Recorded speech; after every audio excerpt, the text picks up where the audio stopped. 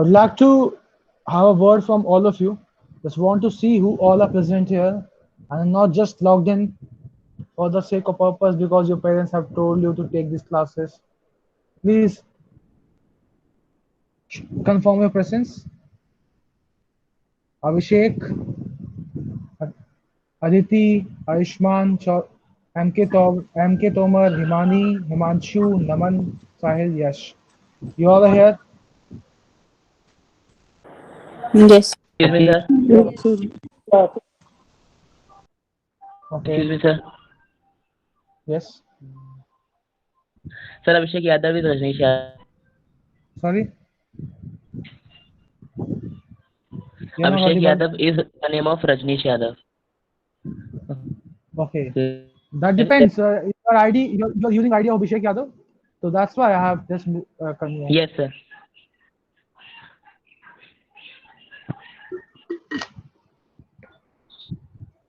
Request you all to sit in a location where you have network, where I hope it is not a corner of your room because in that case you'll be having problem in listening to my voice or you'll be having a free screen. To all to avoid all those things, you're required to sit in a position where everything is proper.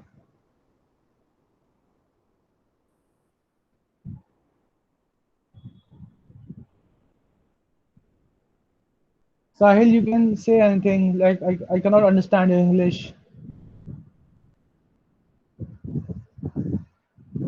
So your voice is cracking. My voice is. Your voice is cracking. Others, do you have the same problem with me? No, sir. No, totally. Others are not having this No, problem, so you have an internet issue, beta. You have to sit in a position where you don't have such problem. Okay, so let us start with our session. Well, I welcome you all to the Kelvin Institute. Okay, so chapter which we are starting is chemical reaction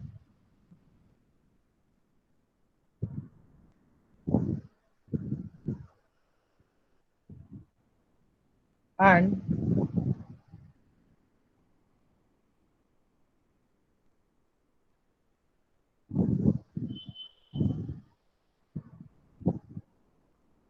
equations.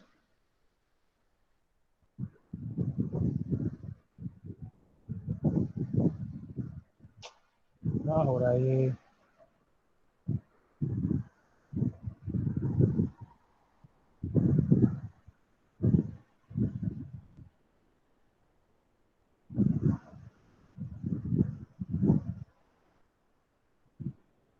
Please hold on. I guess there is some technical error coming in my device.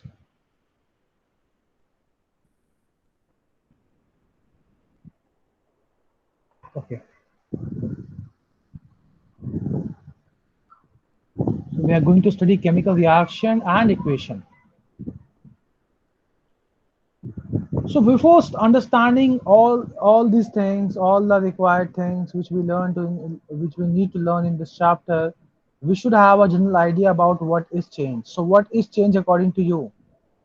Can anyone tell me what is change? so may I try? What is change? Excuse me, sir. So Yes. can I share?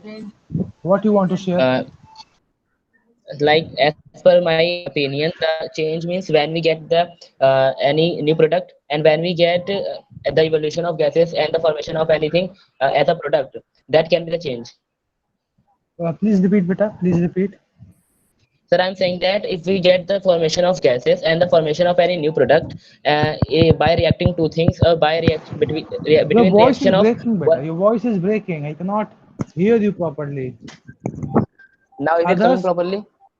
other also having the same problem with. Sir, I'm able to hear him properly.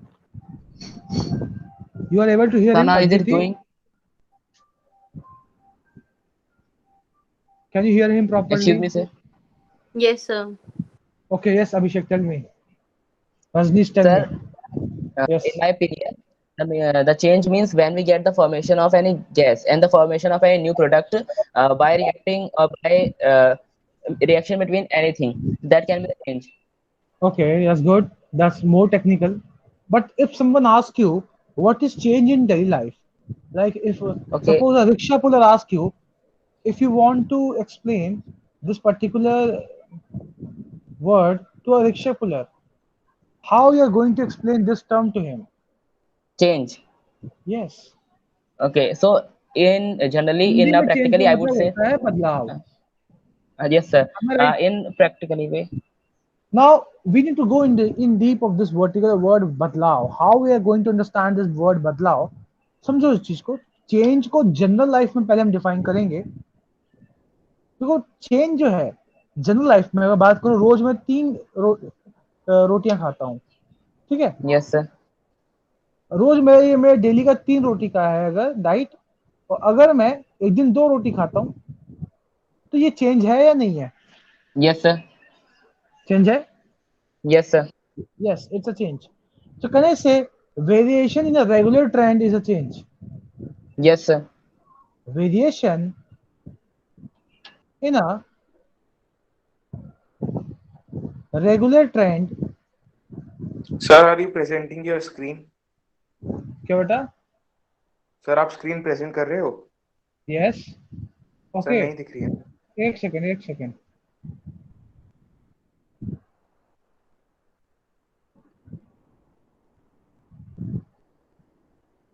Is it visible now?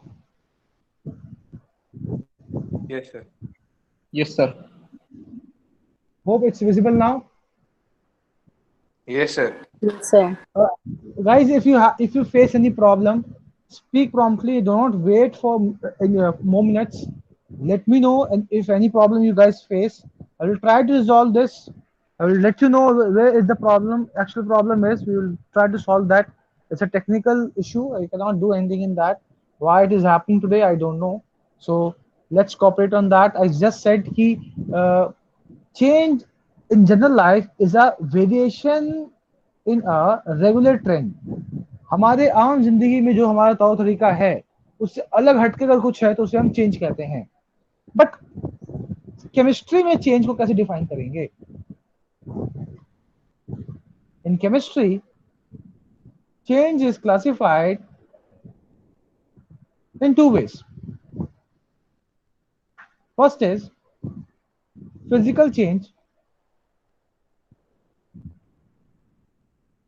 and second is chemical change. Am I right? Yes Yes. sir. Yes So sir. in chemistry, we try to define change on the basis of two types. One is physical. Okay, guys, you want to take screenshot? You can take a screenshot for this.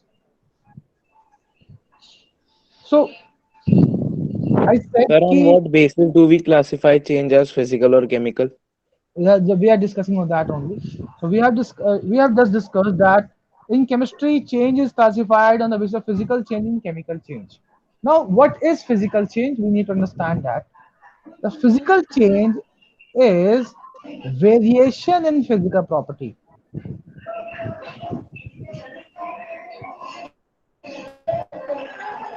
So I said, if any substance undergoes a change in any physical property, that kind of change will be termed as physical change. And if any substance undergoes change in chemical property, that change is called chemical change. So there's a variation in chemical property.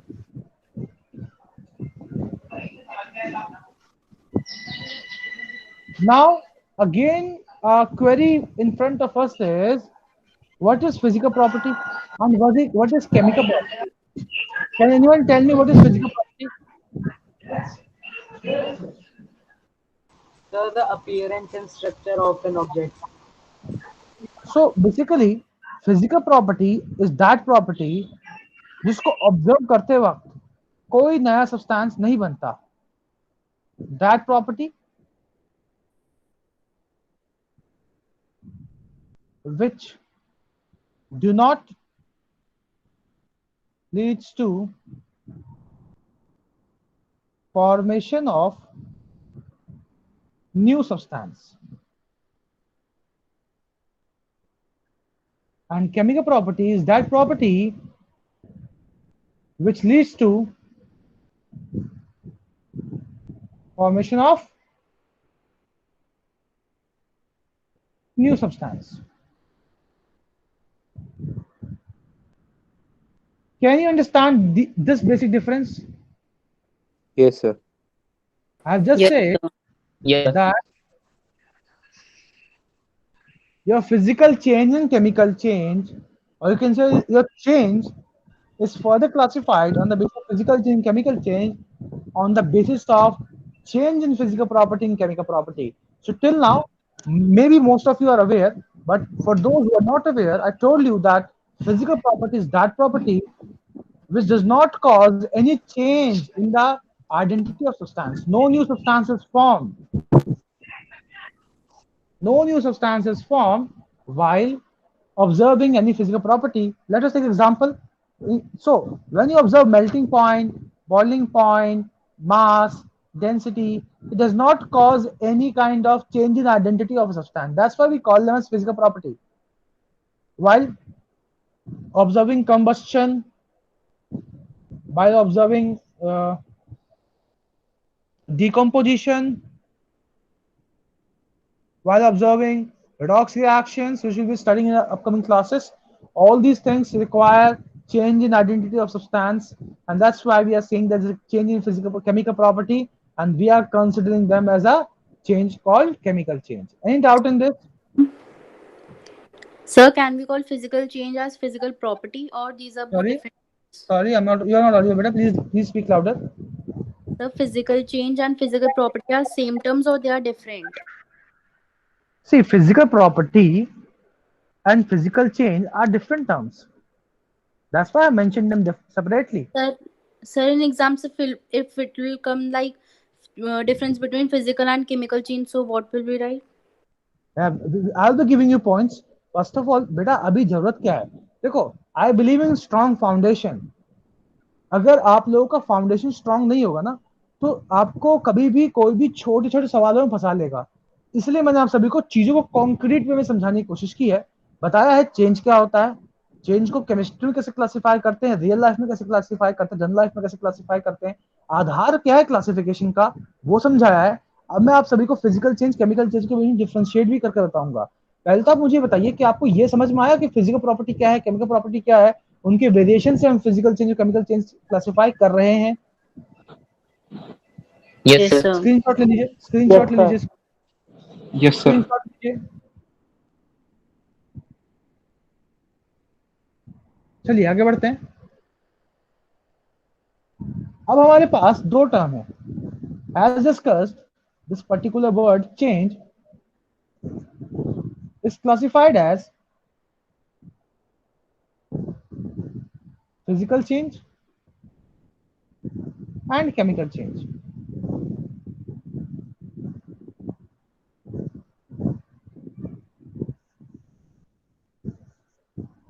Now, let us make some points of physical change and chemical change. But let me tell you, जो मैं पहला point लिखवा रहा हूं ना, आप हमेशा किसी भी चेंज को उस पॉइंट से ही ऑब्जर्व करेंगे. तो फिजिकल चेंज का तो बेस पॉइंट है, आधार कह सकते हो, वो है no new substance is form. समझिएगा मैंने क्या बोला है. जब भी आप फिजिकल चेंज ऑब्जर्व कर रहे होंगे या किसी भी चेंज को फिजिकल चेंज बोलेंगे, तो उसके अंदर कोई नया सब्सटेंस नहीं बन रहा होगा. लेकिन केमिकल चेंज में न्यू सब्सटेंस इज फॉर्म. बस आपको यही चेक करना है.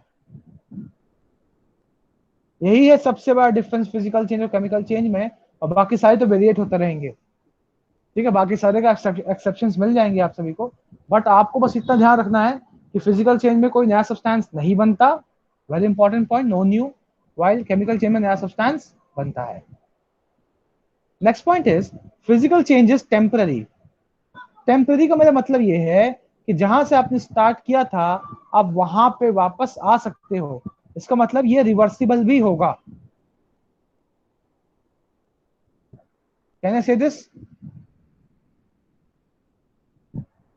Yes, sir. What about chemical change? It is permanent change. देखो whatever I'm discussing right now, it is a general point. इस point को छोड़ के बाकी सारे जनरल हैं, उनके exceptions आ सकते हैं. It is a permanent change and it is irreversible. Though you guys know that there are reactions which are reversible and it's a chemical change. But generally it's an irreversible change, chemical change. But once again, when someone try to trap you on all these points, you just need to give him this point only. You just need to tell him there can be exceptions, there can be cases where the chemical change is reversible, but all you need to observe is new substances formed or not. Am I right? Yes, sir. Sir, can you give example of some of chemical changes that are reversible? Yeah, we will discuss that. You want this right now? Yes, sir. You can just tell. Yeah, formation of ammonia, it's a Haber process. So when you react nitrogen with hydrogen in the presence of iron as a catalyst and molybdenum as a promoter, you obtain ammonia. And this is a reversible reaction. This decomposes and forms back nitrogen and hydrogen. And to ensure this doesn't happen, the ammonia formed is taken out as soon as it is formed from the container. Am I right? So it is a Yes. reversible chemical change. I Okay, hope this sir. is clear. Yes, sir. Excuse me, sir. Yes. Excuse me. Tell me what happened. Hello. Sir, I'm saying that can we say that decomposition reaction is a type of reversible change? Decomposition. Yes, sir. Can be reversible change. पहले हम बात करें, पहले तुम decomposition जान तो ले क्या होता है ना. अभी हम पहले एकदम से नहीं Yes, sir. करेंगे डिकम्पोजिशन पे. अभी पहले आपको मैं डिकम्पोजिशन समझाऊंगा क्या होता है, फिर आपको बताऊंगा उसके टाइप क्या क्या होते हैं, तब मैं बताऊंगा उसमें रिवर्सिबिलिटी आ सकती है नहीं. अभी तो आपको रिवर्सिबल रिएक्शन होता क्या है पहले तो मुझे वो समझाना पड़ेगा. समझ रहे हो? अभी तो मैंने देखो रिवर्सिबल बस इतना समझाया है कि जहां से शुरू हुआ वहां पे वापस आ गए, है ना. अभी आपके लिए रिवर्सिबल का मतलब सिर्फ ये है. With time you will explore lot of things. I will teach you about equilibrium, I will teach you about static equilibrium, dynamic equilibrium. ठीक है, उसमें ही आपका रिवर्सिबल रिएक्शन आएगा. रिवर्सिबल रिएक्शन क्या क्या कैरेक्टरिस्टिक्स होते हैं पहले तो हम वो बात करेंगे. रिवर्सिबल से क्या क्या होते हैं वो हम बात करेंगे. चीजें टाइम से आएंगी, होल्ड ऑन. पहली क्लास में हम सब कुछ डिस्कस नहीं करेंगे. ठीक है, purpose is to learn, not to decode everything in every moment, every second. Okay, so in physical change, little energy is involved.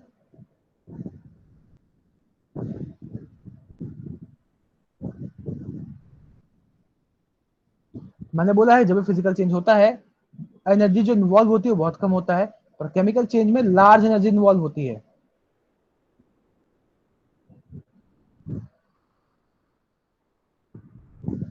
These points are basic points which we all need to understand about the basic difference between physical change and chemical change. So, is it clear? Yes, sir. Yes, sir. You guys can take screenshot of this.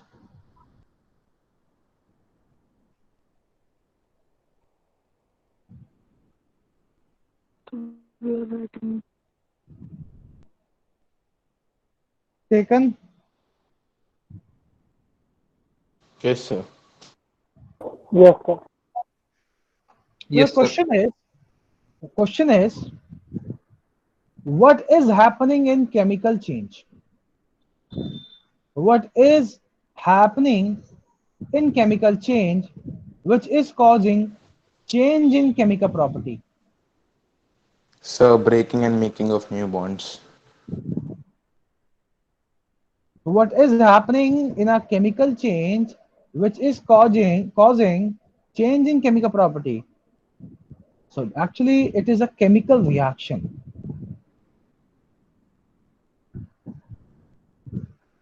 So this is the answer. In a chemical change, new substances formed due to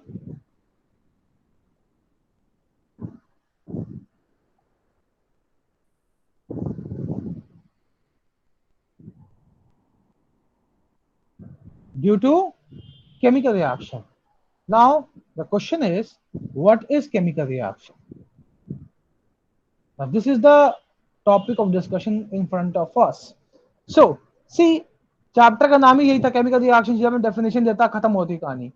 but हमारा purpose है चीजों को समझना, और इस तरह से समझना कि हर चीज लिंक्ड रहे. अगर आप सभी YouTube पे हैं तो काइट्स केल्विन पे बेटा एक चैनल हमारा YouTube का, यहाँ पे आपके लेक्चर सारे अपलोड होते हैं. यहाँ पे मैंने इंट्रोडक्शन टू फाउंडेशन केमिस्ट्री का एक लेक्चर डाला हुआ है. आई वांट कि आप वो सभी देखें जा करके. वहां से आपको आइडिया मिल जाएगा कि किस तरह से क्लास 9th और क्लास 10th आपस में पूरा पूरा लिंक्ड है. ये एक ही क्लास है, ठीक है, एक ही पर्टिकुलर सेशन है आपका क्लास 9 क्लास 10th का. वहां पढ़ रहे हो मैटर को इलेबोरेट किया जा रहा है अभी तक आपको, आपके सामने. क्लास 9th में आप सभी ने मैटर ही पढ़ा था, अभी भी आप मैटर ही पढ़ रहे हो. इस वक्त आप मैटर में हो रहे केमिकल रिएक्शन को पढ़ने वाले हो.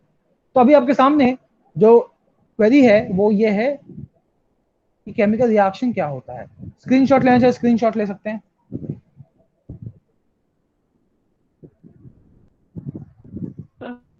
I am writing.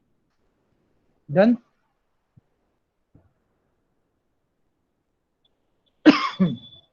Yes, sir. Okay. So अब जो क्वेश्चन हमारे सामने है वो है chemical reaction.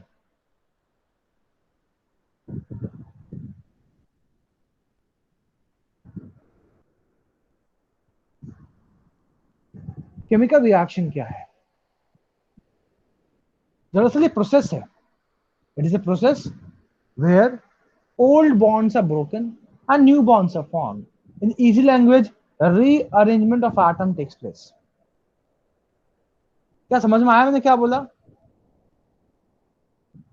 Yes, sir. Yes, sir. तो डेफिनेशन बताऊं मैं अगर, तो पहला पॉइंट होगा, it is the process in which new substance with new properties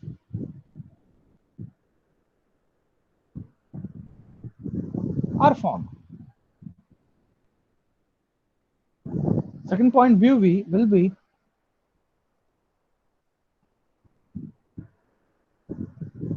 during this process, old bonds between atoms breaks and new bonds are formed. In easy language, what I have said is rearrangement of atom takes place.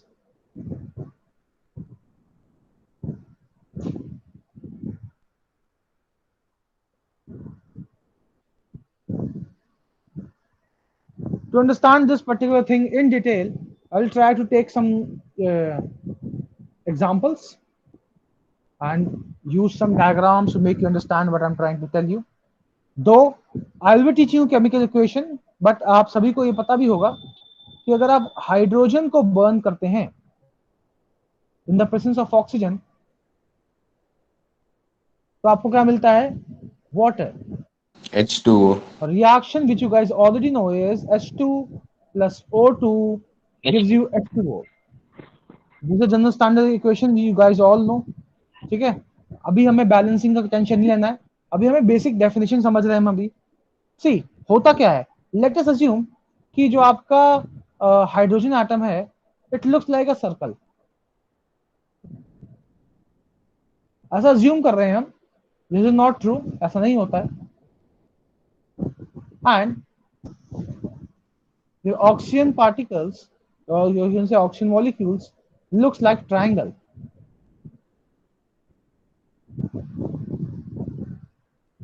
So what is chemical reaction? In chemical reaction, collision between these particles takes place. Okay, remember this thing. The substances which are colliding with each other are called reactant. Okay, so what I've said, when you are saying that these two particular substances are undergoing chemical reaction, what you are saying actually is they are both of them are colliding with each other. So when they Reactant. collide with each other, rearrangement of atom takes place, old bond breaks and new bonds are formed. And what you will see that so they will have some new arrangement like this. This is not true. I'm just giving you an idea. I see it's a diagram to make you understand what is going on. Just rearrangement of atom is taking place, and you can see how it is totally different from what you have learned earlier, that it looks hydrogen looks like circle, oxygen looks like triangle, but water have a different pattern. But this pattern is only formed from the atoms of hydrogen and oxygen. You all guys know that this is compound, and compound do not show property of its constituent. So compound like water won't be showing the property of hydrogen and oxygen, and hydrogen and oxygen are colliding with each other to give you water. The substance obtained due to collision of reactants are called product. ठीक है, समझ पा रहे हो मैं क्या कह रहा हूँ? Yes, sir.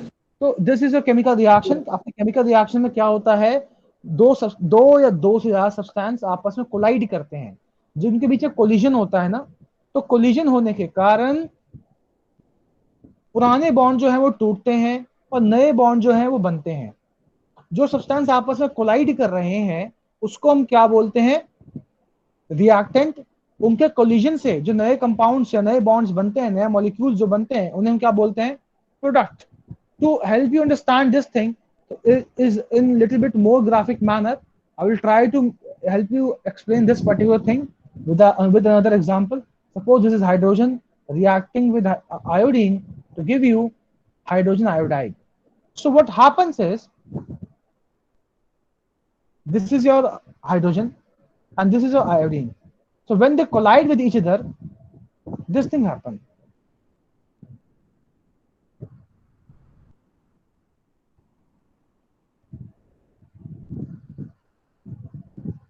So you can see easily what is going on.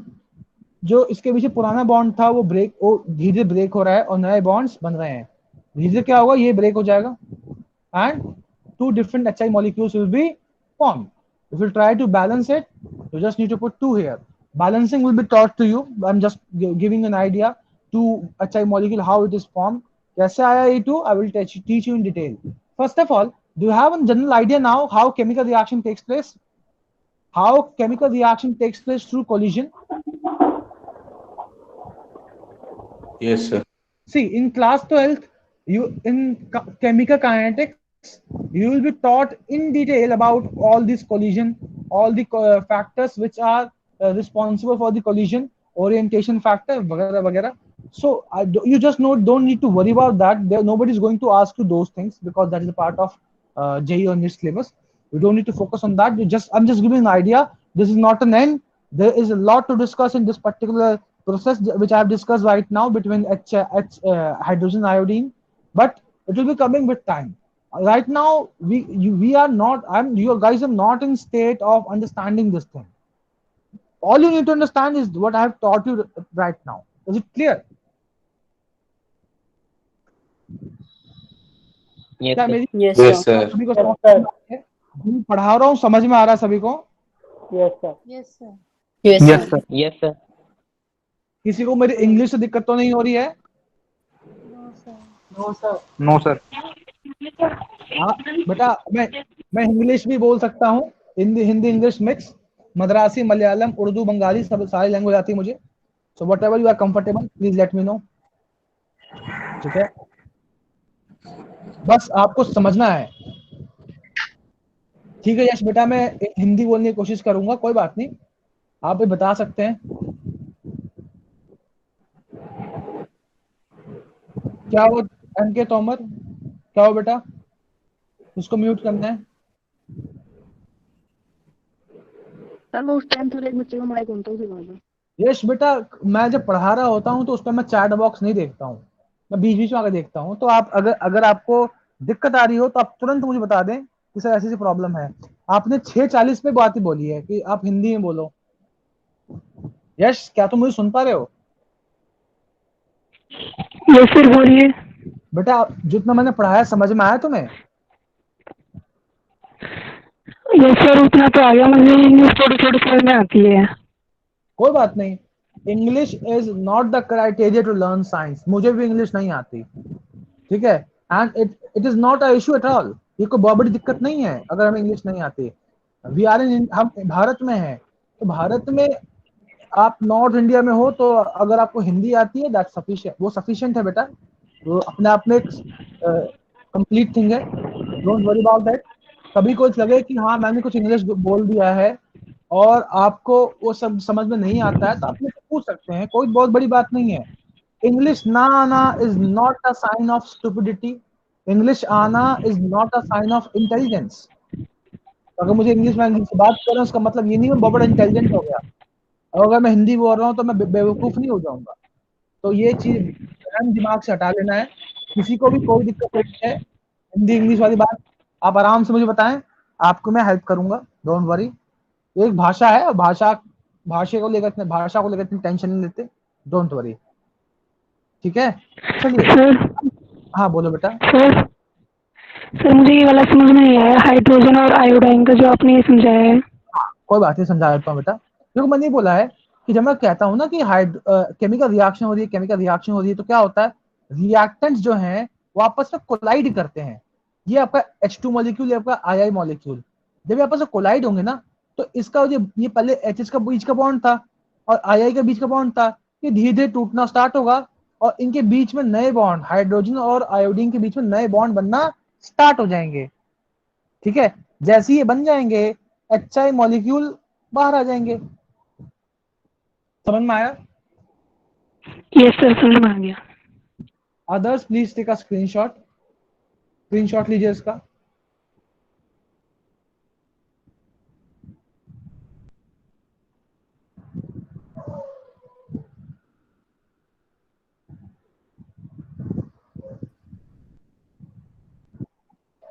चलिए, सर हो गया। देखिए केमिकल रिएक्शन सिर्फ और सिर्फ लेबोरेटरीज में नहीं होते हैं, केमिकल रिएक्शन डेली लाइफ में भी होता है, ठीक है। तो जो हम खाना डाइजेस्ट करते हैं वो भी क्या है, केमिकल रिएक्शन है। जो हम खाना बनाते हैं वो भी क्या है, केमिकल रिएक्शन है। केमिकल जो रिएक्शन। प्लांट जो प्लांट फोटोसिंथेसिस करता है वो भी केमिकल रिएक्शन है। जब आपके लोहे में जंग लग जाता है वो भी केमिकल रिएक्शन है। Chem- एम आई राइट? यस आप सभी ने देखा यस होगा सर। कई बार दूध फट जाता है, सारिंग ऑफ मिल्क आप सभी जानते होंगे कि कई बार दूध फट जाता है। Yes sir. दूध का फटना भी क्या है, केमिकल रिएक्शन है। और फलों का पकना, जब आपने देखा होगा आम कच्चे होते हैं, आम पक जाते हैं, अंगूर कच्चे होते तो खट्टे होते हैं, जब अंगूर पक जाता है तो मीठा हो जाता है, तो वो भी क्या है, केमिकल रिएक्शन है। जब आप गाड़ी चला रहे हो, जो आपका फ्यूल बर्न हो रहा है वो भी केमिकल रिएक्शन है। जब आप यस सर। कैंडल को बर्न करते हो तो उसके अंदर भी केमिकल रिएक्शन होता है। जब आपकी बॉडी जब रेस्पिरेशन करती है तो उसके अंदर भी केमिकल रिएक्शन होता है। समझ में आया सभी को? Yes sir. Yes sir. Chemical reaction से रिलेटेड एक और हम रिएक्शन समझ सकते हैं कि जब हम मैग्नीशियम वायर को बर्न करते हैं तो क्या होता है, समझने की कोशिश करते हैं इसको। देखिए, जब आप सभी जानते हो कि मैग्नीशियम की एक वायर होती है, मैग्नीशियम का सिंबल होता है Mg, और जब आप इसको बर्न करते हो in the presence of oxygen आपको मिलता है मैग्नीशियम ऑक्साइड। तो ये जो मैग्नीशियम ऑक्साइड मिला है आप सभी को, ये कैसा होता है, एक व्हाइट पाउडर होता है। तो होता क्या, आप सभी ने फुलझड़ी जलाई है दिवाली पे? Yes sir. Yes sir. Yes sir. Now होता क्या है, फुलझड़ी से जैसे व्हाइट डैजलिंग लाइट निकलती है फुलझड़ी से, वैसे ही आपके मैग्नीशियम को बर्न करने पे लाइट निकलती है। तो I'll try to bring images in front of you to help you understand कि मैं क्या कह रहा हूँ।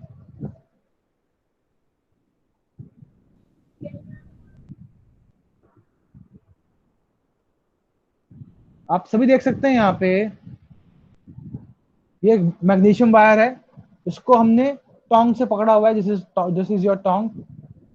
ये आपका मैग्नीशियम वायर है, इसे बर्न करोगे देख सकते हो व्हाइट डैजलिंग लाइट निकल रही है, देख सकते हैं सभी। Yes, sir. Yes, sir. Yes, sir. जब आप इसे बर्न कर लेते हो तो बनता है मैग्नीशियम पाउडर। तो जो आपका मैग्नीशियम पाउडर है, let us have a look कि बेसिकली एक्सपेरिमेंट जो है वो होता कैसे है।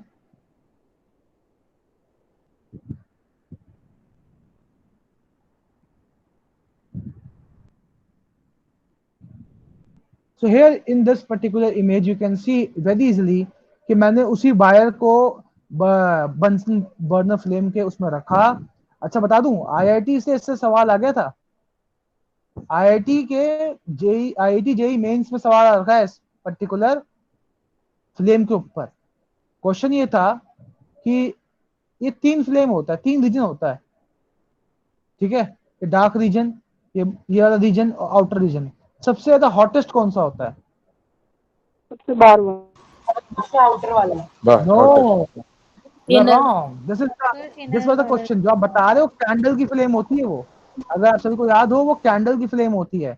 उसमें आप सभी ने पढ़ा था कि डार्क होता है, एक मॉडरेट होता है, एक आउटर मोस्ट हॉटेस्ट होता है। बट ये बंसन फ्लेम है बेटा, ये कैंडल नहीं है आपका। यहाँ पे नीचे से ऑक्सीजन सप्लाई हो रहा है, समझ में आई बात? Yes, sir. तो यहाँ पे जो ये वाला पार्ट है ना, ये वाला देखो, ये आपका फ्लेम है, ये आपका बीच वाला है, और ये आपका सबसे लोवेस्ट मोस्ट है। This is the hottest reason, क्योंकि ये जो एरिया है यहाँ पे प्राइमरी कंबशन होता है, यानी सारे फ्यूल यही बर्न हो रहे हैं। जो फ्यूल यहाँ पे बर्न होगा तो ऑब्वियस सी बात है सबसे हॉटेस्ट रीजन भी तो यही होगा ना। मतलब सर जो कैंडल में मॉडरेट वाला रीजन था वो यहाँ पे हॉटेस्ट है। ये एग्जैक्टली तो Okay, बेटा sir. यही केल्विन में हम इसी चीज को फॉलो करते हैं। हम समय समय पे आपको हर वो चीज उठा के दे देंगे जो आपको आईआईटी जेई के पास एक कदम पास लेके जाएगा। ऐसे ही क्वेश्चन डिस्कस करते रहेंगे, ताकि जब आप यहाँ पे पढ़ते पढ़ते आपको आईआईटी जेई बहुत बड़ा भौकाल नहीं लगेगा। After few months you get idea कि क्वेश्चन कैसे पूछ रहा है आईआईटी। जैसे आप सभी ने देखा, मैक्सिमम बच्चों का आइडिया क्या होगा, कैंडल फ्लेम का आइडिया होगा, लेकिन किसी बच्चे ने बंसन फ्लेम के बारे में नहीं सोचा होगा। तो क्वेश्चन उसने बंसन फ्लेम से उठाया। तो इस तरह से आईटी काम करता है। वो आपसे वो नहीं पूछेगा सबको आता है, वो आपसे वो पूछेगा जो बहुत डिटेल्ड नॉलेज पढ़ने के बाद मिलेगा बच्चों को। आई होप आप सभी ने स्क्रीनशॉट ले लिया था। Yes, sir. ले लेता। सभी को यहाँ तक समझ में आया? Yes, sir. Yes, sir. Yes, sir. Yes, sir. Yes sir. चलिए, तब हम बात करते हैं कैसे मालूम पड़ेगा कोई पर्टिकुलर केमिकल रिएक्शन है या नहीं। किसी रिएक्शन को देख के या किसी चेंज को देख के कैसे मालूम पड़ेगा केमिकल रिएक्शन हो रही है इसके अंदर। किसी एक फेनोमेना को देख के, किसी एक प्रोसेस को देख के कैसे मालूम पड़ेगा केमिकल रिएक्शन हो रही है। So there are few criteria which we need to observe to decide chemical reaction is going on or not.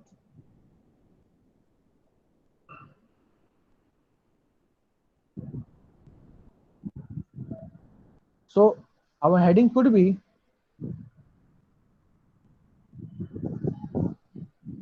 characteristics of chemical reaction.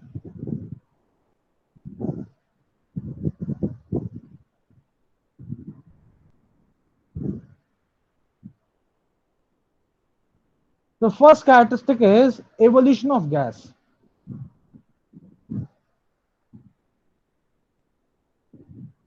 Second is formation Change of, in am I temperature. audible? Formation of precipitate. Yes, tell me. Sir, change in temperature also. हाँ बेटा बिल्कुल सही। The change in color.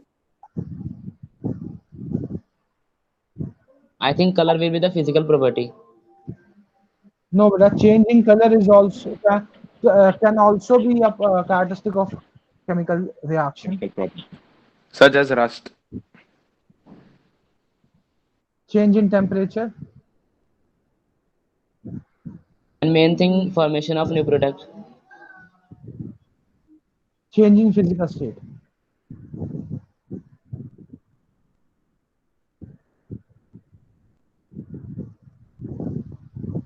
See, the important thing about all these things, I'm just saying you may observe these things. You may observe these activities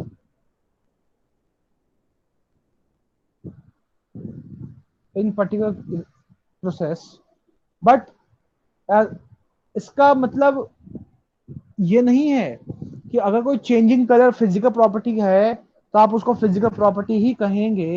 you just need to understand one thing कि chemical change या chemical reaction का एक ही आधार था, वो है new formation, new substance formation. नया सब्सटेंस बनेगा तो वो केमिकल चेंज है, नहीं बनेगा तो नहीं है. Am I clear? Yes, sir. Yes, sir. Yes, sir. Right now, I have told you these 5 characteristics. We'll be discussing each of them one by one. Please take a screenshot. Okay, sir.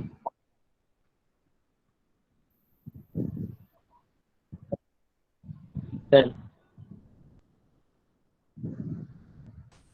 First one is formation of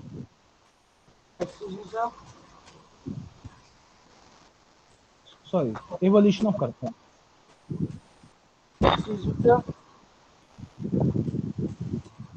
Sir, I think Ayushman is What happened? Sir एक Yes. Minute, वो characteristics दिखाना है अगर उसका क्या कहते हैं chemical. आपने स्क्रीनशॉट नहीं लिया है नो सर. बेटा, आप एक्टिव रहें आप लोग. अगर आप लोग ऐसे हल्के में लेंगे तो दिक्कत होगी आपको. बता दीजिए कि आपने नहीं लिया है, पहले बताइए. डन सर, ले लिया. हो गया? Yes sir.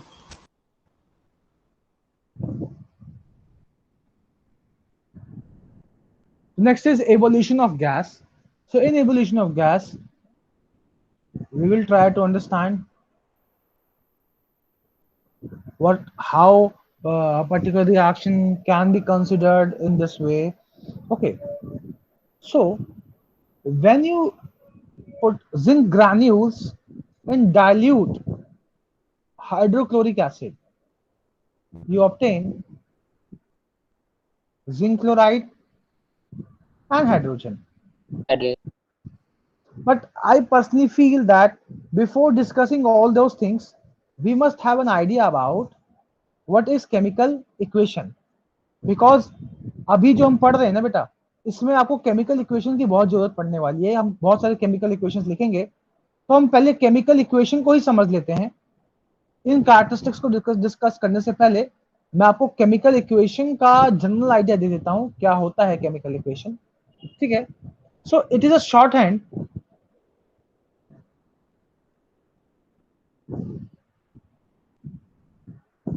to write a chemical reaction with the help of symbols, formula and numbers. तो मैंने सभी को कहा है सिंबल्स, फॉर्मूलाज, नंबर्स को यूज करके हम किसी भी केमिकल रिएक्शन को रिप्रेजेंट कर सकते हैं. केमिकल रिएक्शन को रिप्रेजेंट करने के लिए हम क्या यूज करते हैं? केमिकल इक्वेशन, जहां पे ए बी से रिएक्ट करके आपको क्या देता है? सी और डी. ए और बी क्या कहलाते हैं? रिएक्टेंट, क्योंकि आपस में रिएक्ट कर रहे हैं. सी और डी क्या कहलाते हैं? प्रोडक्ट, क्योंकि इनके रिएक्शन से ये बना है. इनके बगल में ब्रैकेट में हम इनका फिजिकल स्टेट मेंशन कर सकते हैं. तो हम S यूज करते हैं सॉलिड के लिए, L यूज करते हैं लिक्विड के लिए, G यूज करते हैं गैस के लिए, और AQ यूज करते हैं एक्वस के लिए। अब एक्वस क्या होता है? Any substance dissolve in water, जब किसी भी सब्सटेंस को पानी में डिसॉल्व कर देते हैं तो वो बन जाता है एक्वस सॉल्यूशन। जब आप किसी भी सब्सटेंस को वाटर में डिसॉल्व कर देते हैं और वो डिसॉल्व हो जाता है, उस फिजिकल स्टेट को हम क्या बोलते हैं? Aqueous state. सर उसका कंसंट्रेशन हाई हो जाता है। क्या कंसंट्रेशन हाई हो जाता है ना? बेटा कंसंट्रेशन टर्म्स में हम बात नहीं करेंगे। जो कंसंट्रेशन हाई और लो एक अलग फैक्टर है। जब हम कंसंट्रेशन टर्म्स कभी डिस्कस करेंगे तो उस पर बात करेंगे। अभी तो आपको सिर्फ फिजिकल स्टेट की बात करनी है। चीजों को हम बहुत स्पेसिफिक रखेंगे, ठीक है? हम अगर स्पेसिफिक चलेंगे तो हमें सारा आइडिया मिल जाएगा। फॉर एग्जांपल देखो, ए सॉलिड है तो यहाँ एस लिख दिया, बी लिक्विड है तो यहाँ पे एल लिख दिया। अगर ये गैस है, ये लिक्विड है, तो अकॉर्डिंगली इसको मेंशन आप कर सकते हो। इस एरो पे आप टेम्परेचर मेंशन कर सकते हो, आप प्रेशर मेंशन कर सकते हो, आप किसी कैटलिस्ट के प्रेजेंस में रिएक्शन करा रहे हो तो ये भी मेंशन कर सकते हो। कोई प्रोमोटर है उसको मेंशन कर सकते हो। वैसे ये क्या होते हैं इसके बारे में हम बात करेंगे डिटेल में। We will learn them. Catalyst क्या है, प्रोमोटर क्या है, इस पे हम बात करेंगे। बोलो क्या कह रहे हो?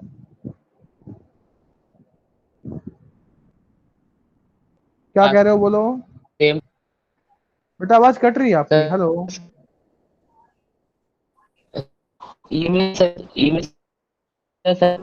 Others, can you help me? बेटा आप सभी को भी आवाज कट रही है क्या इसकी? Yes, sir. sir. Yes sir. बेटा आपकी आवाज कट रही है, आप थोड़ा सा सही से बोलिए। क्या कहना चाहते हैं आप? What you want to say?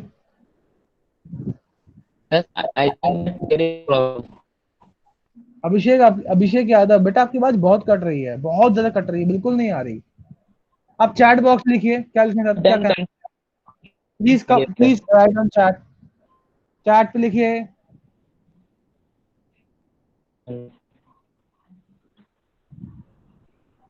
क्या कह रहे हैं बेटा आप?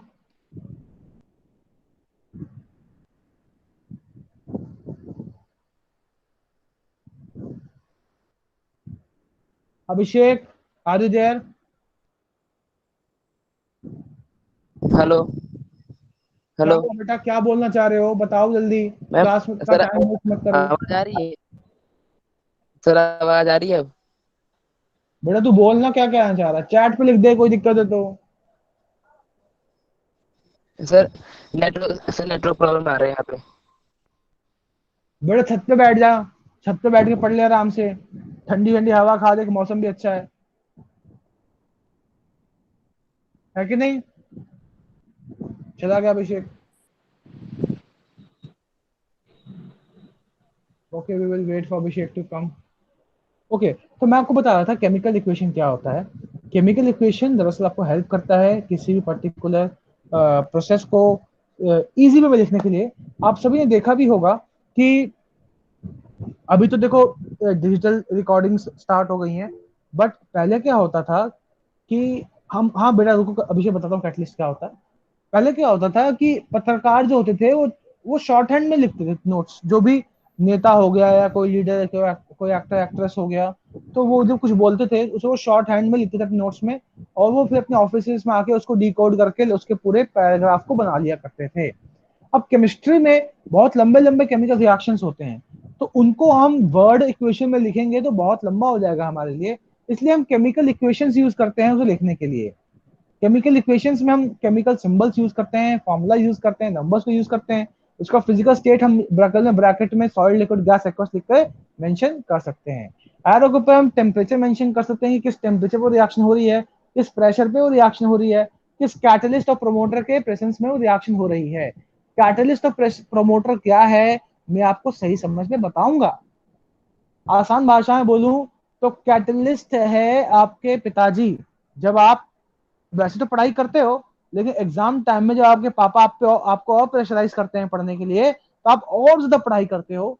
ठीक उसी तरह से एक कैटलिस्ट केमिकल रिएक्शन के रेट को बढ़ा देता है कि फटाफट प्रोडक्ट बने। हालांकि इसके बारे में डिटेल डिस्कशन हम करेंगे, फिलहाल इतना काफी है आप सभी के लिए, ताकि आपकी क्यूरियोसिटी कंट्रोल में रहे। You just need to have this basic idea कि कैटलिस्ट किसी भी रिएक्शन के रेट को बढ़ाता है, बस। प्रमोटर कैटलिस्ट एफिशिएंसी बढ़ा देता है। प्रमोटर कैटलिस्ट की एफिशिएंसी बढ़ा देता है। कई बार क्या होता है, पापा डांट रहे होते हैं, पीछे से मम्मी आ जाती है बताने कि आपके, जब आप ऑफिस चले जाते हैं तो ये बिल्कुल नहीं पढ़ता है, तो पापा की एफिशिएंसी और बढ़ जाती है फिर आपको समझाने में। एम आई right? Yes, sir. Very nice example. हाँ, तो प्रमोटर यहाँ Yes, पे sir. कैटलिस्ट की एफिशिएंसी बढ़ा देता है, और कैटलिस्ट जो है रिएक्शन का रेट को और बढ़ा देता है। ठीक है, तो जो प्रोडक्ट पहले 5 मिनट में मिल रहा था, वो फिर 5 सेकंड में मिलना स्टार्ट हो जाएगा, और इस तरह से रिएक्शन चलती है। ठीक है,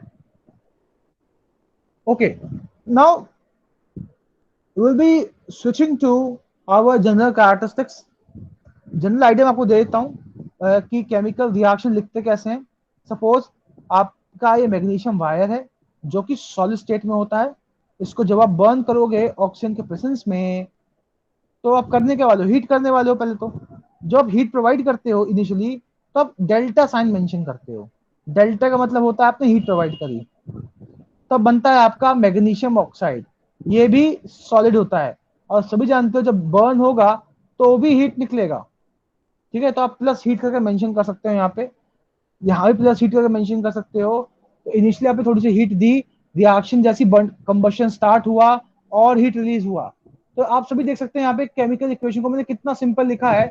इसी चीज को लिखने के लिए मुझे इतना लंबा स्टेटमेंट लिखना पड़ता कि when solid magnesium is burned in the presence of gaseous oxygen and some heat is provided externally, we obtain magnesium oxide, powdered magnesium oxide, and large amount of heat is evolved. इतने लंबे statement को मैंने less than 10 second में लिख दिया। And this is the beauty of chemical equation. This is how we can write chemical equations with the help of symbols and formulas. आप देख सकते हो ये इसका सिंबल है, और ये सिंबल और नंबर को यूज करके मैंने ऑक्सीजन का फॉर्मूला तैयार किया। ये मैग्नीशियम ऑक्साइड का फॉर्मूला है, ये इसका फिजिकल स्टेट है, और ये हीट कंटेंट की बातें हो रही हैं यहाँ पे। आई होप आपको ये सारी चीजें समझ में आ रही हैं। अब केमिकल इक्वेशन का अगर आपको आइडिया हो गया है, तो हम इसके कैरेक्टरिस्टिक्स डिस्कस करेंगे। पहले इसका स्क्रीनशॉट लीजिए।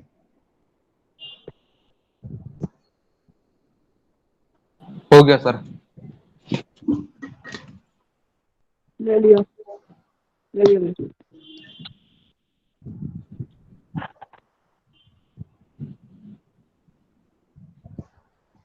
So we were discussing about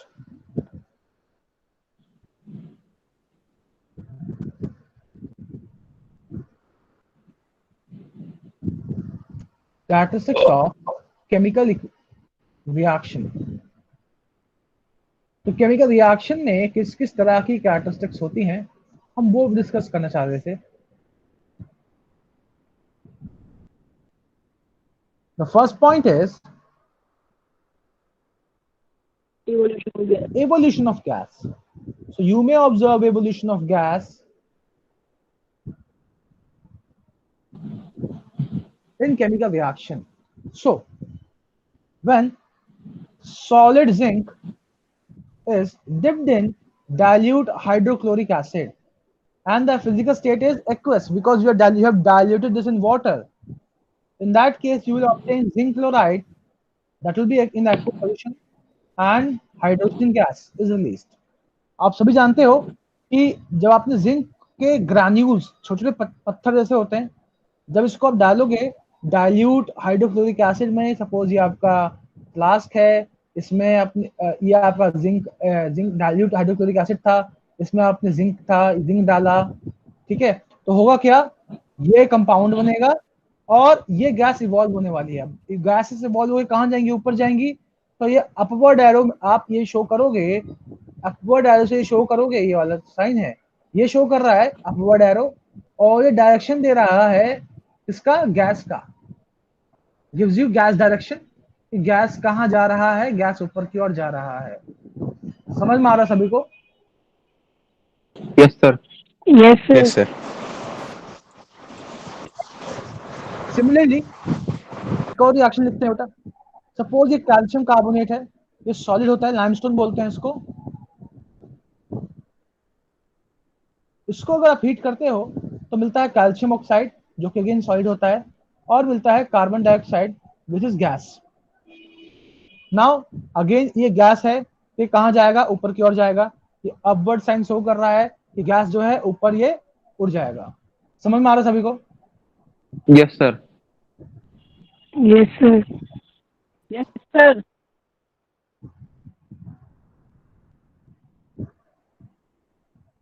एक और रिएक्शन लिख लेते हैं। जब हम सोडियम कार्बोनेट की रिएक्शन कराते हैं हाइड्रोक्लोरिक एसिड से तो मिलता है sodium chloride, water and CO2। Now again this is in gases form, तो ये कहाँ जाएगा? ऊपर की ओर जाएगा। ये लिक्विड फॉर्म में होने वाला है, ये एक्वस फॉर्म में होगा। HCl है जो एक्वस फॉर्म में ही होगा, और ये आपका सॉलिड होगा। तो आप सभी देख सकते हैं यहाँ पे किस तरह से रिएक्शन हो रही है और किस तरह से गैस का एवोल्यूशन हो रहा है। ये अपवर्ड एरो साइन शो करता है गैस किस तरह से लिबरेट हो जाएंगे और ऊपर की ओर चले जाएंगे। आप सभी इसका स्क्रीनशॉट ले लीजिए।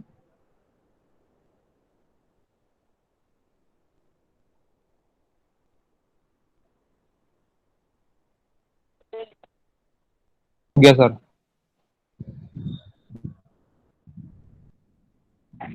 हो गया sir.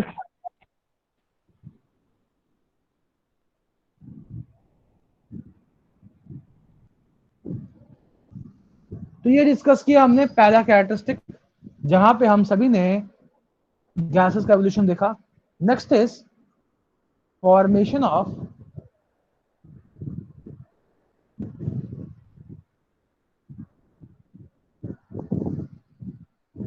Precipitate.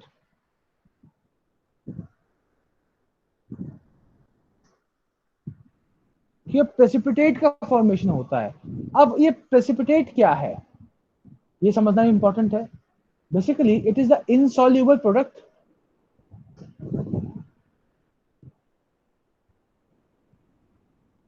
formed during the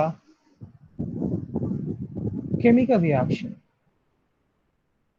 मैंने बोला है कि जब आप केमिकल रिएक्शंस कराते हो तो उस पर्टिकुलर सॉल्वेंट में एक इनसॉल्युबल प्रोडक्ट का फॉर्मेशन होता है। एक ऐसा प्रोडक्ट बनता है जो उस पर्टिकुलर सॉल्वेंट में या लिक्विड सॉल्यूशन जो भी प्रेजेंट है उसमें सॉल्युबल नहीं होता, वो सेटल डाउन होता है कहाँ पे? बॉटम पे। M I right?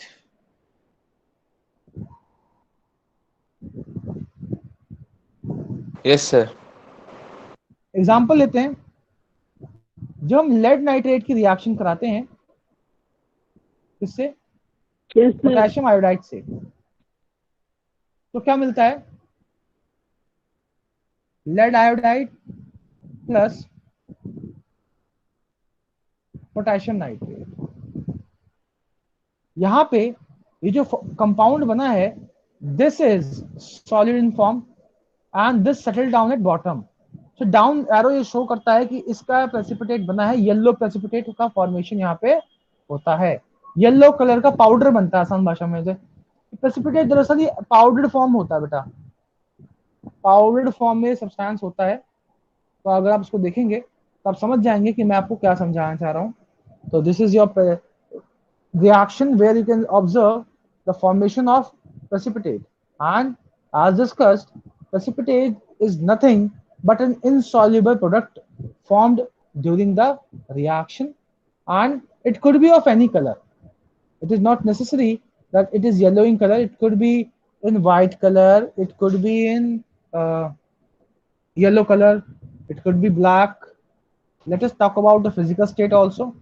This is aqueous, this is aqueous, this is also aqueous. So you can easily see here how others are in aqueous state, but there is only one substance which is insoluble and it is taken out. Am I right? Yes, sir. Yes sir. Yes sir. एक और reaction समझते हैं। जब हम copper sulphate की reaction कराते हैं hydrogen sulphide gas से। Aqueous gas gives you copper sulphide, ये होता है सॉलिड प्लस H2SO4। अगेन ये क्या है? एक्वस। यहाँ पे वंस अगेन ये सॉलिड इनसॉल्युबल प्रोडक्ट बनता है, ये ब्लैक पीपीटी का फॉर्मेशन यहाँ पे होता है।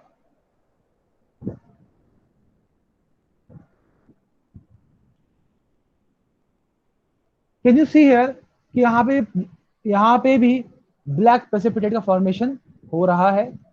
सिमिलरली अगर आप सिल्वर नाइट्रेट रिएक्शन आप कराएंगे सोडियम क्लोराइड से, जो कि अगेन एक्वस फॉर्म में है, तो आपको मिलेगा AgCl, जो कि सॉलिड होता है and it will settle down at bottom and it obtain sodium nitrate, and this is again in aqueous form.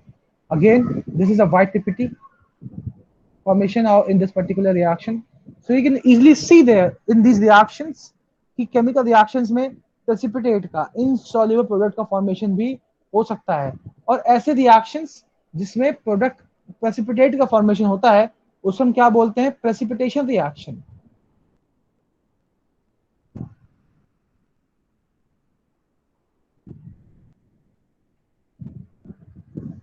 समझ में आया सभी को? Yes sir. Yes sir. Yes sir. Yes sir. Please take a screenshot.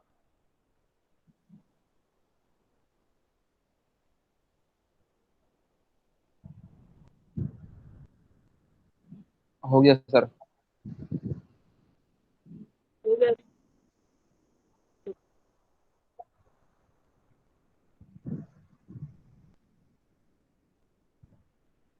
Next is change in color। अब हम बात करेंगे changing colour की। There are chances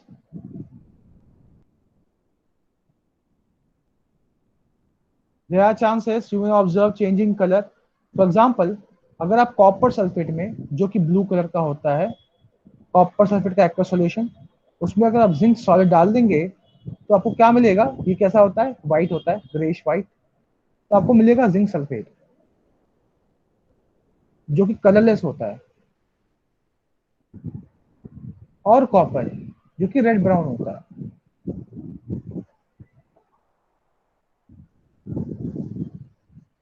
So here you can easily see the change in color here. When you dipped zinc rod in copper sulfate, which is blue in color, you obtain colorless compound and red brown copper. Here you can easily observe the change in color. Similarly, if you dip iron rod in copper sulfate, you will obtain green color ferrous sulfate. So this was blue, this was gray, this is green, and this is red brown।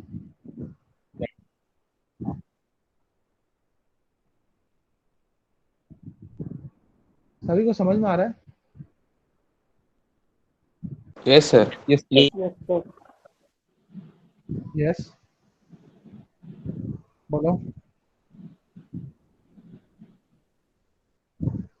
बोलो बेटा। Yes sir. Clear है? Yes sir. Yes sir आ रहा है।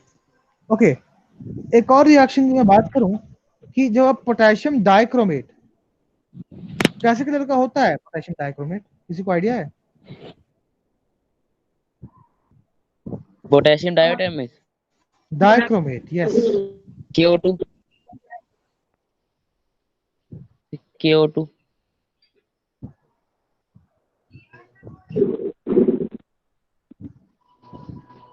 Colour की बात कर रहा हूँ बेटा, मैं कलर की बात कर रहा हूँ।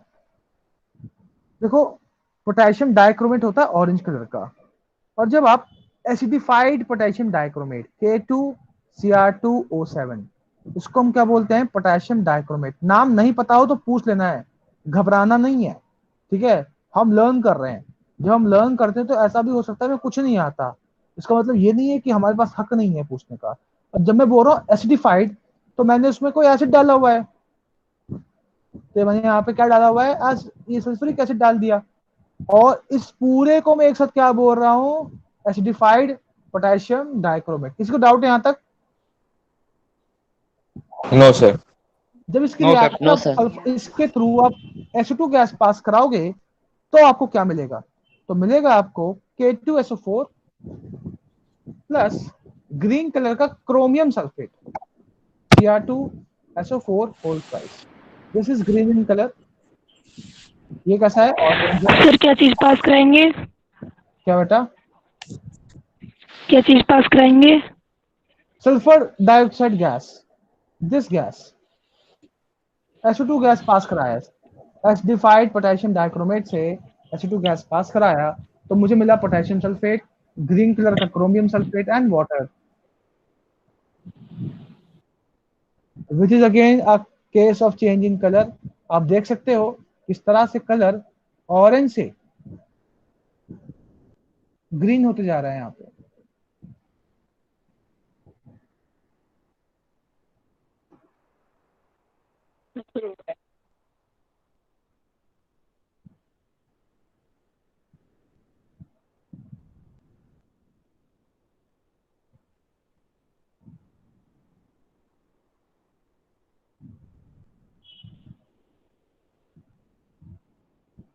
समझ में आ रहा है सभी को? Yes, sir. Yes, sir. Yes sir. Yes, sir. सारे बच्चे स्क्रीनशॉट लीजिए इसका। सर ले लिए। हो गया सर।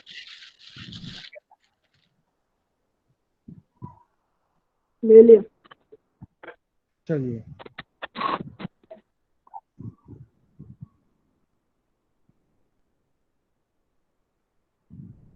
तो जो अगला हमारे पास केस है वो कौन सा है? Change in temperature.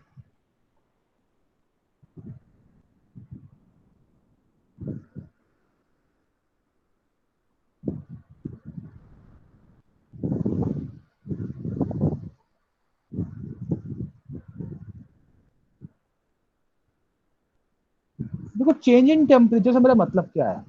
ऐसा भी हो सकता है कि जो आपका केमिकल रिएक्शन है जब वो हो तो वो एनर्जी रिलीज करे या फिर वो एनर्जी अब्सॉर्ब करे।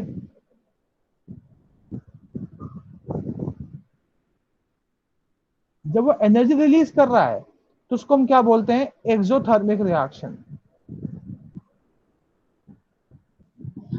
और जब वो एनर्जी अब्सॉर्ब कर रहा है तो उसको हम क्या बोलते हैं? Endothermic Endothermic. Reaction.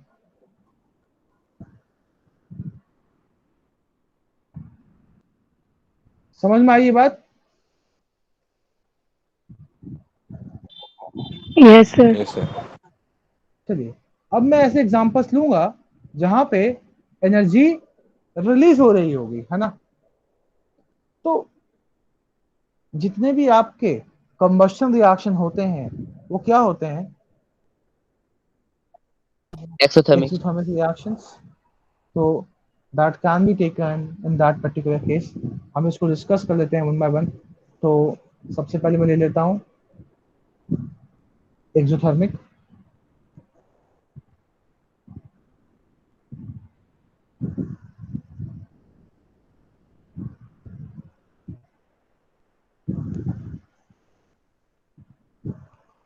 Exothermic reaction में सपोज कोई फ्यूल है कार्बन का, उसको आप बर्न करोगे in the presence of oxygen gas तो आपको क्या मिलने वाला है? CO2 मिलने वाला है। और जो आप हीट रिलीज हो रही है उसे आप प्रोडक्ट साइड में प्लस हीट करके मेंशन करोगे, प्लस हीट और एनर्जी करके आप यहाँ पे मेंशन करते हो। सिमिलरली जो आपकी गाड़ी का CNG गैस होता है उसको आप बर्न करते हो in the presence of oxygen तो क्या मिलता है? कार्बन डाइऑक्साइड एंड वाटर, यही मिलता है सभी को। और क्या मिलता है? Yes. Yes sir. Nothing. Energy. Yes, heat. Heat. Yes. Sir. Heat. Mobile लगाया स्मोक। क्या बोल रहे हो बेटा?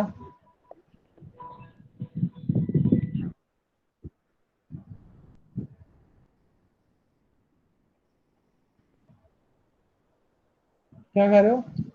हेलो, So हाँ बेटा बोलो. Yes, tell me what you want to say. no, sir.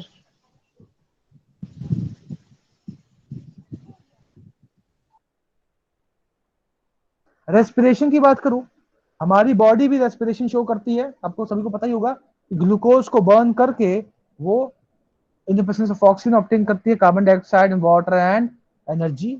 उस एनर्जी को हम यूज भी कर सकते हैं. सो उस रिएक्शन को भी लिख लेते हैं हम.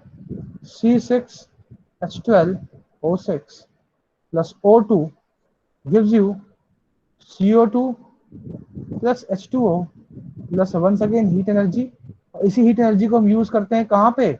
अपने बॉडी में वेरियस मेटाबॉलिक एक्टिविटीज कराने के लिए. So this is aqueous, this is gas, this is gas, this is liquid. तो again here you can see very easily कैसे केमिकल रिएक्शन जिसमें हीट रिलीज होती है उसे हम एक्सोथर्मिक रिएक्शन कहते हैं. और यहाँ पे आप सभी देख सकते हैं एक्सोथर्मिक रिएक्शंस किस तरह से हो रही हैं. सबको समझ में आ रहा है ये? Yes sir. Yes sir. Yes yes sir. Sir. अब हम बात करते हैं एंडोथर्मिक रिएक्शंस की. तो देखिए जितने भी डीकम्पोजिशन रिएक्शन है वो सारे क्या है? एंडोथर्मिक ही तो हैं. एंडोथर्मिक का मतलब है एनर्जी देनी पड़ेगी. तो अगर आप कैल्शियम कार्बोनेट को हीट करते हो तो आपको क्या मिलता है? कैल्शियम ऑक्साइड मिलता है प्लस CO2 मिलता है. ध्यान दीजिएगा, एक्सोथर्मिक में हीट कहाँ लिख रहे हो? Product side.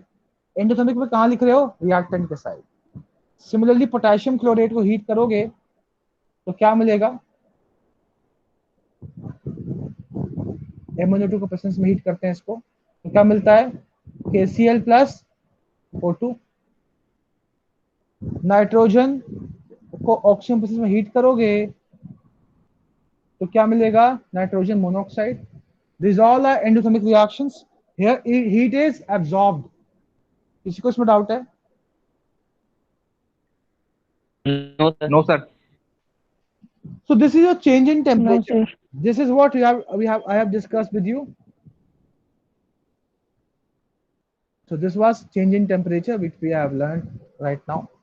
Another thing which we need to learn now is change in physical state. I don't need to give you separate examples, or you can change in state लिख लीजिए सीधा. Change in state यानी कि physical state. और आप यहाँ देख सकते हैं कि यहाँ पे सॉलिड था, उसने गैस से रिएक्ट किया तो क्या मिला? गैस ही मिला. Gas gas gas gas. यहाँ कोई फिजिकल स्टेट चेंज नहीं हुआ है. ठीक है, लेकिन यहाँ देखिए सॉलिड था, उसने क्या दिया? सॉलिड दिया और एक गैस दिया. नाइट्रोजन मोनोऑक्साइड, ये भी गैस, ये भी गैस, ये भी गैस. कोई फिजिकल स्टेट का चेंज नहीं हुआ है. ठीक है, तो कहीं कहीं आपको दिख रहा होगा, कहीं कहीं आपको नहीं दिखेगा. और रिएक्शन थे उसमें देखते हैं फिजिकल चेंजेस हो रहे हैं कि नहीं हो रहे हैं. यहाँ देखिए, यहाँ पे ये एक्वस था, ये सॉलिड था, यहाँ पे ये एक्वस है और ये सॉलिड है. तो आप देख सकते हैं किस तरह से सब्सटेंसेस के फिजिकल स्टेट चेंज हो रहे हैं. पहले यहाँ पे कॉपर सल्फेट सोल्यूशन एक्वस था और अब कैसा है? कॉपर सॉलिड है. यहाँ देखिए ये एक्वस था, ये एक्वस था, लेकिन ये क्या हो गया? सॉलिड. ये तभी भी एक्वस है. Aqueous gas solid aqueous. आप देख सकते हैं किस तरह सब्सटेंसेस अपने फिजिकल स्टेट चेंज करते हैं केमिकल रिएक्शन में. किसी को यहाँ तक डाउट है? No sir. No sir. No sir. So this is your the following particularly characteristics of chemical reaction. इसमें मैं बात करता हूं बर्निंग ऑफ कैंडल की. तो बर्निंग ऑफ कैंडल को आप किसमें कंसिडर करोगे? फिजिकल चेंज या केमिकल चेंज? बहुत केमिकल चेंज. सर अगर मेल्टिंग ऑफ वैक्स होता तो फिजिकल चेंज होता, पर अभी तो chemical change. Sir, chemical change. हम बर्निंग ऑफ कैंडल को अगर ऑब्जर्व करें तो यहाँ पे दो चीजें होती हैं. पहला होता है मेल्टिंग ऑफ वैक्स और दूसरा होता है burning of wax. burning of black. When you burn wax, what is actually happening is burning carbon dioxide in the presence of oxygen.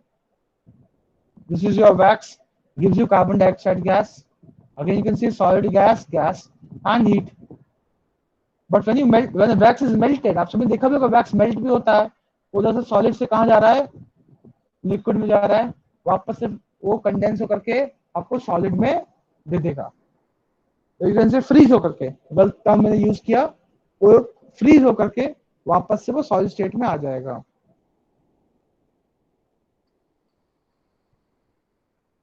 समझ में आया सभी को? Yes, sir. Yes, sir. So what we have learned? Yes, sir. We have learned what is chemical reaction.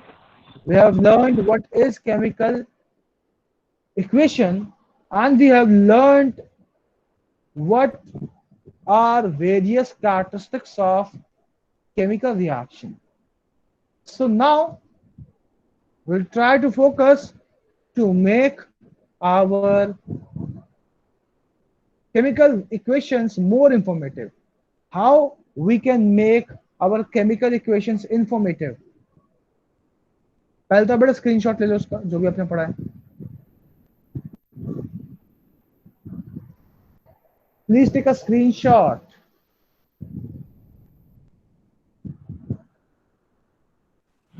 हो गया sir. Okay, हो गया sir. आगे बढ़ते हैं. सभी ले लिया? Yes. Yes, sir. Earlier, sir. Okay. So way to make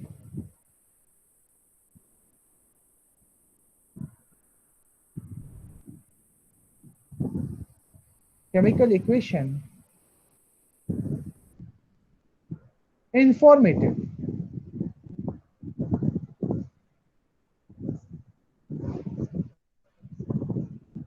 कैसे कैसे कर सकते हो आप? पहला, by mentioning Symbols physical states of the. symbols तो आप already mention कर Yes, चुके हो. Physical state of reactant and product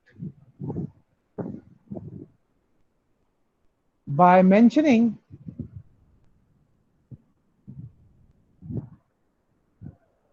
heat involved. When it's involved, it can be absorbed or released. By mentioning temperature, जिस temperature reaction हो रही है, pressure, जिस प्रेशर पर रिएक्शन हो रही है, कैटलिस्ट, किस कैटलिस्ट के प्रेजेंस में रिएक्शन हो रही है, या प्रमोटर, किस प्रमोटर के प्रेजेंस में रिएक्शन हो रही है. तो इन तीनों पॉइंट को हम थोड़ा सा इलैबोरेट करने की कोशिश करेंगे. स्क्रीनशॉट लीजिए पहले फटाफट.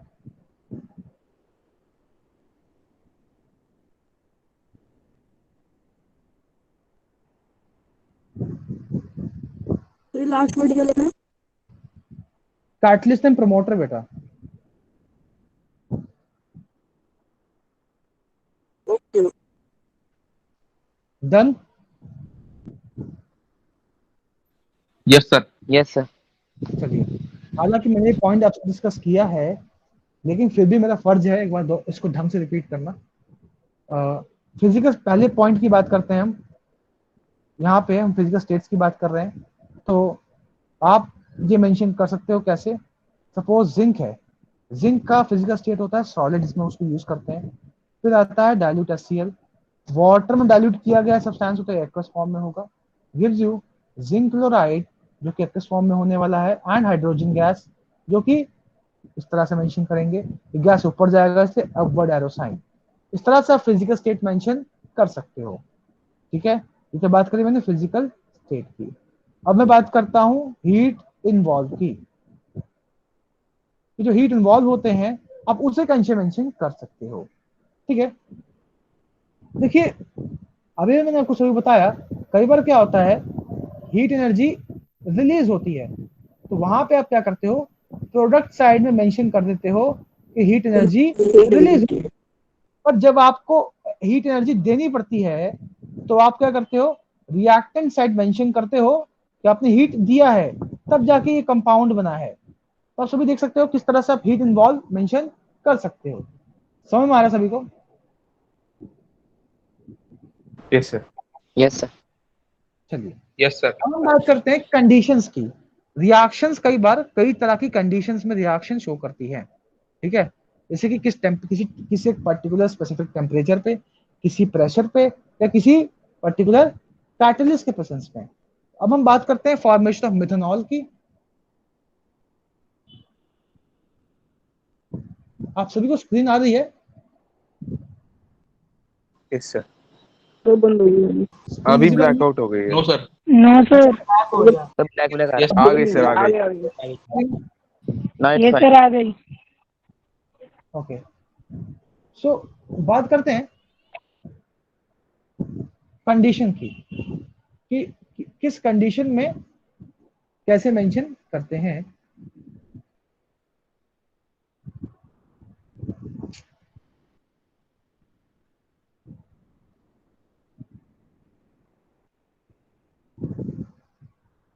तो अगर आप कार्बन मोनोऑक्साइड को हीट करोगे in the presence of hydrogen, तो आपको क्या मिलेगा, मिथेनॉल मिलेगा। ये सारी रिएक्शन किस किस टेम्परेचर पे होता है, 300 डिग्री सेल्सियस पे होता है।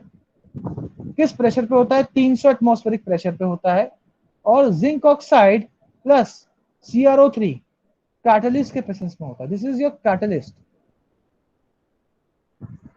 अभी आपको इसकी टेंशन नहीं लेनी है कैटलिस्ट क्या है, मैंने को बस आसान भाषा में समझाया है।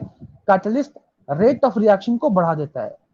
इसी तरह से इसको मेंशन कर सकते हो आप कि KClO3 है, जब आप इसको हीट करते हो in the presence of manganese oxide, ये भी कैटलिस्ट है, तो अब आपको मिलता है KCl प्लस O2, ठीक है।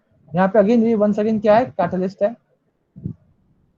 तो इस तरह से आप वो कंडीशंस भी मेंशन कर सकते हो जो आपको रिक्वायर्ड है किसी एक पर्टिकुलर रिएक्शन को कराने के लिए। इतनी बात समझ में आए सभी को? Yes sir. Yes sir. Yes sir. Yes. अच्छा, आप मुझे बताइए कि अभी तक किसी को कुछ डाउट है? No sir. No sir. Okay. अच्छा, आप में से कौन कौन से बच्चे मेरे से फर्स्ट टाइम क्लासेस ले रहे हैं? जमीन। सर मैं Sir, I am taking first time. Sir Aditya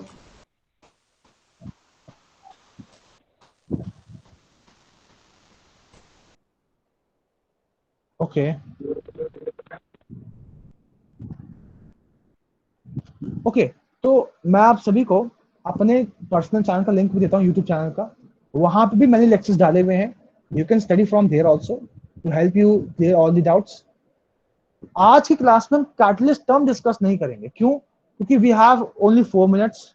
तो इसमें मैं आपके छोटे मोटे डाउट्स लूंगा। इंस्टेड ऑफ एक नया टॉपिक उठाने से अच्छा है आपके डाउट लिए जाएं। अब आप मुझसे अपने डाउट पूछिए। Sir, firstly clear sir that आपको चैनल what is the नाम क्या? chemical name of. क्या बेटा? Sir, I am asking that what is the chemical name of CH3OH. Methanol. Methanol बेटा, ये दरअसल हम यूज करते हैं अल्कोहल को डीनेचर करने के लिए। Okay.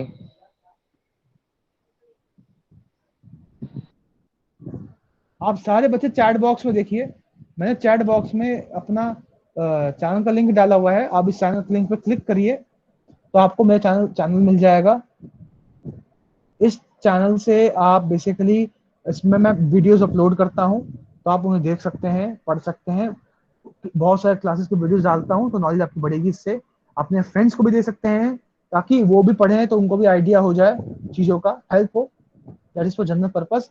अगर आप में से किसी बच्चे को कोई बुक चाहिए तो बुक के लिए भी आपको मैं एक चैनल दे रहा हूँ, ठीक है। तो ये टेलीग्राम चैनल है, टेलीग्राम पे आप सभी हैं? Yes sir. तो टेलीग्राम पे मैंने अपना एक पर्सनल चैनल Sir, बनाया can you हुआ है। repeat? हाँ बोलो। Sir, can you send that as well? क्या सेंड बेटा? सर कह रहा हूँ कि वो टेलीग्राम का चैनल आप सेंड कर सकते हैं। बेटा आवाज समझ नहीं आ रही आपकी, फिर से बोलो। सर वो बोल रहा है कि आप टेलीग्राम का चैनल सेंड कर सकते हैं। मेरा एग्जाम का सर टेलीग्राम का चैनल आप शेयर हाँ कर बेटा मैं सकते वही हो। कर रहा हूँ, उसी का लिंक निकाल रहा हूँ आप लोगों के लिए, ताकि आप लोगों को आसानी हो जाए चीजों को समझने के लिए।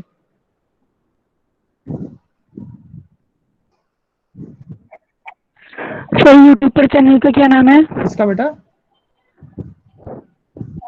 वो चैनल का जो आपने लिंक सेंड किया आप यूट्यूब उस पर। लिंक पे क्लिक करो, आपको सब कुछ मिल जाएगा वहाँ पे। ठीक है, गो देयर, वो लिंक आपको सीधा वहीं ले जाएगा। ठीक है, वहाँ पे जाकर okay sir. you can search all the videos, you can study from there। बाकी जो दूसरे बैचेस के बच्चे हैं वो ऑलरेडी वहाँ पे अवेलेबल हैं, वो बच्चे भी पढ़ते हैं उसको, और बहुत सारे डाउट्स भी पूछते हैं, इससे उनके भी डाउट्स क्लियर होते हैं।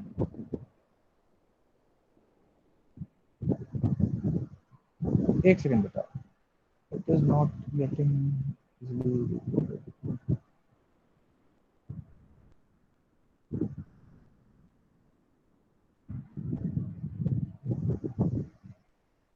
okay, so this is your channel link I am giving you। Telegram channel मैंने आपको दे दिया है अपना। ठीक है, तो यहाँ पे आप सभी को सारे बुक्स अवेलेबल हैं, सारे बुक्स जो आपको चाहिए आपको यहाँ पे मिल जाएगी।